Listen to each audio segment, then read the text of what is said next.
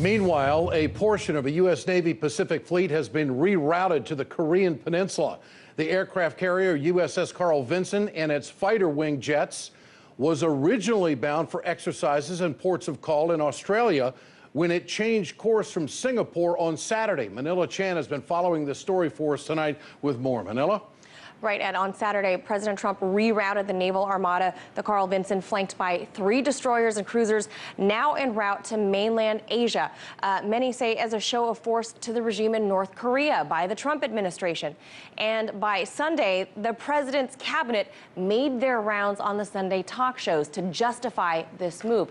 First, by the U.S. Secretary of State Rex Tillerson. President Xi clearly understands and I think agrees that the situation has intensified and has reached a certain level of threat that action has to be taken. And indeed, the Chinese even themselves has said that they do not believe the conditions are right today to engage in discussions with the government in Pyongyang. And so what I think we're hopeful is that we can work together with the Chinese to change the conditions in the minds of the DPRK leadership, and then at that point, perhaps discussions may be useful. And Michael Flynn's replacement, new National Security Advisor H.R. McMaster, said this, quote, North Korea has been engaged in a pattern of provocative behavior. This is a rogue regime that is now a nuclear-capable regime. The president has asked to be prepared to give him a full range of options to remove that threat to the American people and to our allies and partners in the region. Now, this move comes just on the heels of Chinese President Xi Jinping's visit to President Trump's Mar-a-Lago estate, where, according to officials, the two presidents discussed China's position on North Korea.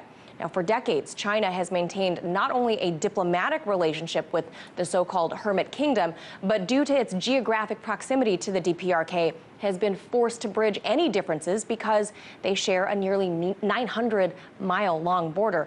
But put bluntly, China has risen to become a global superpower and needs to have allies in the area. There are political flashpoints between China and Japan over territory in the Diaoyu Senkaku Islands. They've got disputes with South Korea over territory, but much of China's issue with South Korea is really that Seoul has allowed a large U.S. military presence, which puts U.S. troops easily within striking distance of China just across the Yellow Sea. This makes Beijing quite uncomfortable, despite the friendly relations between the U.S. and China.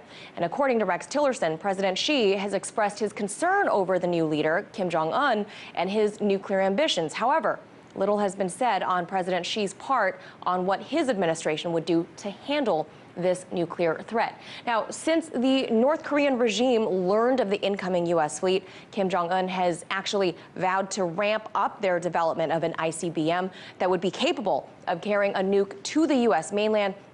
And Ed, just today, China and South Korea have agreed to impose tougher sanctions against the DPRK if they conduct any further nuclear or ballistic missile tests. This announcement just days ahead of a North Korean national holiday on Saturday. That is the birthday of the DPRK's founder, Kim Il-sung, the grandfather of Kim Jong-un.